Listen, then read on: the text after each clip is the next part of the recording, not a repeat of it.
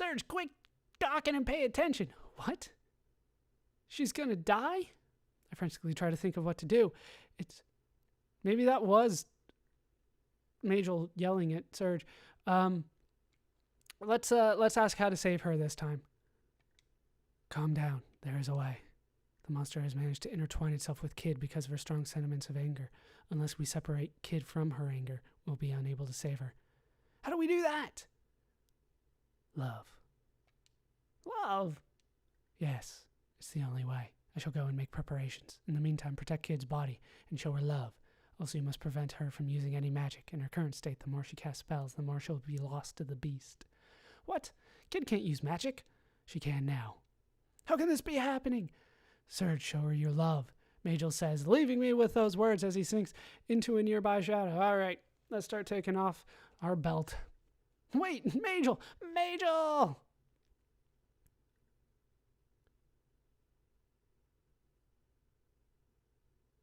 Alone and afraid, I look up at the huge atrocities that shudder in the chilly nighttime breeze. Love, I couldn't think. Yeah, let's go through it. Yeah, I know you don't love her anymore now that she's green. Racist. And now she's like having an argument with the freaking plant. Doesn't make any sense. I think at one point there is this joke made again about Kid, but I don't remember for sure. It's been a while, but I'm pretty sure I remember this joke. In comparison to someone that, like, she doesn't, like, it wasn't exaggerated or anything like that. I don't know. Honestly, they seem fine. Whatever. Those, like, 16 pixels or whatever. They seem fine to me. Her eyes filled with flames of rage, she cries out madly. The monster instantly lashes out a giant stone hammer from behind, arcing it down towards me. Just jump out of the way. I instantly jump back just as the giant hammer comes crushing down, kicking up heaps of dirt and sand with the ground shaking thud. Kid, it's me, Surge, I call out to her, waving my arms wildly. However, the only reaction I get is of increasing anger. Just then I start to hear a low voice call out from beyond a nearby hill. What's going on over there? And the goblins have showed up. The Mandora. It's acting up. The monster begins to moan, and then suddenly, fireball.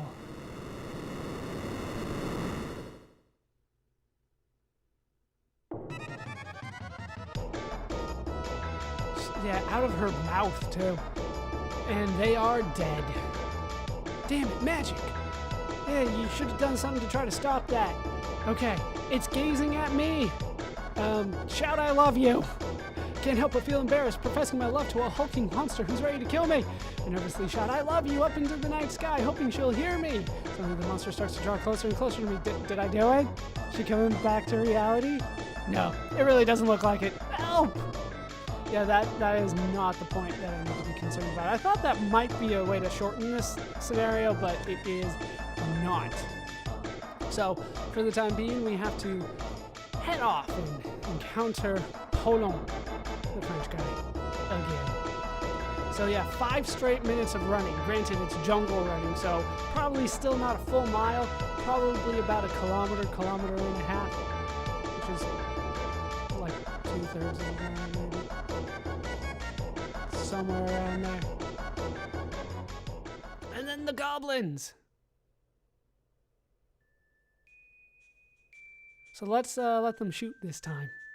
Let's see what happens if I let them shoot. Yeah, it's locked on. Actually, let's run away this time. Let's see if they'll let me. There's no way I can run anymore. Besides, with that thing right behind me, there's no escape. Well, I tried. And then I try to explain it anyway? Do I really have to explain it every time? They've given me a lot of illusion chances here, where it's like, you have a choice. Never mind, you don't have a choice. They've been doing that a lot this time. Yeah, but I've got no other choice. Yeah, but thou must. Right, please help me save my friend. Yeah, and then, yeah, I explain it either way. Either way, I have to explain it. Is that right? Yeah, well, they'll help us by shooting it. Yeah, don't judge this book by its cover. They don't look like the other goblins. I don't know. They kind of look like the Jawa a bit, don't they? Is that the right one? The Sand People, that's who I mean. They're not single file though, so they can't be the same things. And then Poulon shows up. See, once again, the Z is supposed to stand for a TH sound when it comes to the French accent, not a hard S. They have a hard S as well. It's the TH that they struggle with. Whatever. You know, my grandpa was actually Italian. He couldn't get the TH sound either. It would always just be replaced with a T. My favorite line of that was, he was like, "You need to make your sauce tick." And I'm like, "What? Oh, thick. Oh, okay. I thought you were saying that I need to put a clock in it or something." All right, so. Yeah, Poulon. So let's describe him again. See if I remember anybody that kind of looks like him. His hairstyle reminds me of a tall green chimney, and his red and green pinstripe costume is like that of a harlequin. An over-the-top long purple cape drags behind him as he approaches me. Well, I can think of a couple harlequins. Yeah, I don't think it's either one. Do we ever find out his real name? Sorry, I'm lost in my own world here. I'm thinking Chrono Cross. There are a couple Harlequins. There's a lot of characters in Chrono Cross for me to say there's a couple Harlequins, but I don't think either one of them is this. I don't think either one is this. Red and green pinstripe costume. No, it's not ringing a bell. Yeah, who is a sunflower? No, this thing. His face looks exactly like the sunflower, so it merged with him. We never really got an answer to that one, did we? Monsieur, which means Mr. You are Mademoiselle Kid's friend? No, I do not believe we have met. Bonsoir, je m'appelle Poulon, which means my name is Poulon. Throughout the world, I am known as the Green Terror, which means terror. Some of these are pretty self-explanatory, but I figured I should explain it just in case. All right, just glare at him this time. Ugh, that same strange feeling I got with that sunflower arises. No matter, soon the terror shall be planted in your heart, for Kid's death is at hand.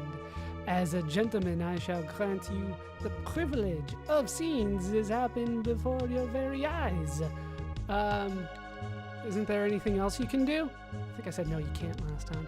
I plead from the bottom of my heart, begging to let her go. It is very beautiful that you feel this way about her, but alas, I am under employment, and I must deal with intruders. I am sorry. See, once again, no, I am sorry. They have the S, but I cannot grant your wish. Poulon says with a cheerful gesture of consolation. Captain, there it is! And it's coming. To the cannon, sir! Stop, please! And they don't. Monsieur, I offer you this. Is there any final words you would like moi to say to this friend of yours? Adieu, petite Justin, mademoiselle. Once again, it should be, I don't know, maybe petite? I think it should be, there should be an E at the end of that. I don't know, you're mixing languages, it throws me off. We'll go with that one. Oh, oui, when I fire the cannon, I shall say that. I can tell you must have had quite a few feisty experiences with this feat. No, unfortunately. With a bittersweet smile on his face, Poulon skips towards the pedestal. No, stop! My grievous cries resound unanswered, echoing throughout the starry night sky. I can see some of the goblins have felt my side of the story, but Poulon remains unfazed. Well then, let us begin.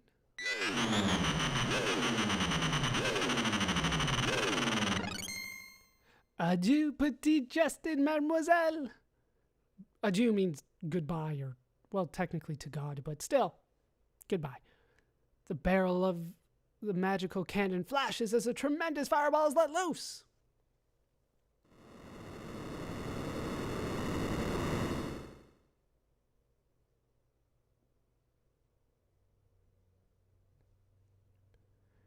And it hits. But I have a feeling that this is not going to change anything. Oui.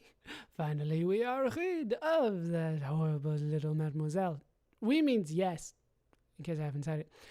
In the past, such terrible experiences have stemmed from her, no? But now we shall worry about her no more. He's getting more French the longer he talks. I fall to the ground devastated, but even more so is the dreadful feeling of regret I'm filled with. But it does not matter. She gets right back up.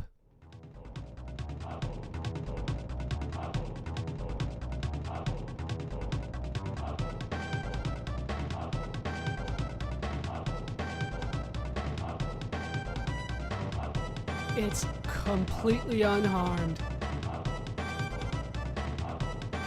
Yeah, we're still doomed. And then he runs away.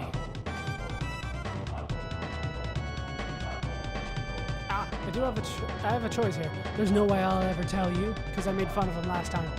As for spitefully trying to imitate his greasy smile, Cologne turns bright red. What? Spit it out! Oh, it doesn't change anything except that first line. He demands furiously, shaking me by my shirt. And all of a sudden, he runs off.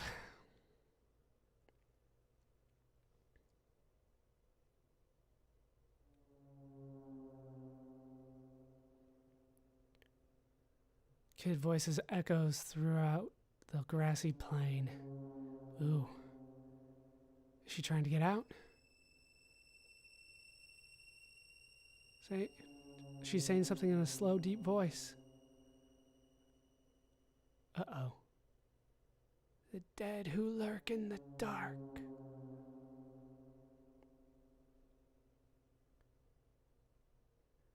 I thought that this was a little different, but I'm pretty sure this is how it went last time.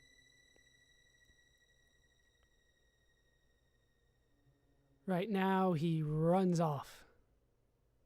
Yeah, Ma Cannon just kind of means my cannon. But once again, I thought it should be Mo Cannon. Whatever. Adieu! And then he runs off. Everybody run away! Run away! What am I supposed to do now? Let's try calling for help this time. My cries ring out in the night sky as I gulp down desperate gasps of air. However, the only response I hear is kids. Hatred and jealousy in my hands gather into 1,000 dark prayers. Yeah, things are not going well for us this time. Just as I think I'm about to lose it, a voice echoes out from behind me. There you are. Alarmed, I whip around instantly. It's Majel. Even the first time I did this, I figured it was Majel.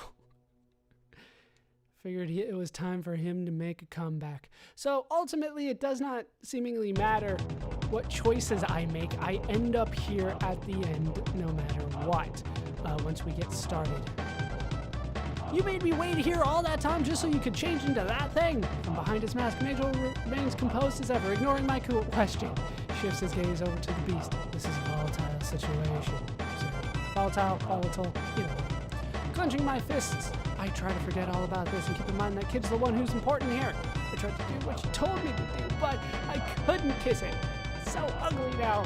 Scream. Small-breasted. And then we float. And then he casts float on me as well. Although float in these games has never meant fly before. But apparently his float is better than most floats. Arc Mist. See, when she said the fallen angel, my first thought was Lavos, but I don't think that she's talking about Lavos here. I think it's just something else entirely. It's hard to put this into any canon for me. Like, you could seemingly try to squeeze it as part of Chrono Trigger. I don't know. It's hard for me to really square these up. But I was always told it helps connect the dots between Chrono Trigger and Chrono Cross, but I'm still having kind of a hard time connecting those dots. Other than that, the frozen flame seems to be part of the initial meteor that landed.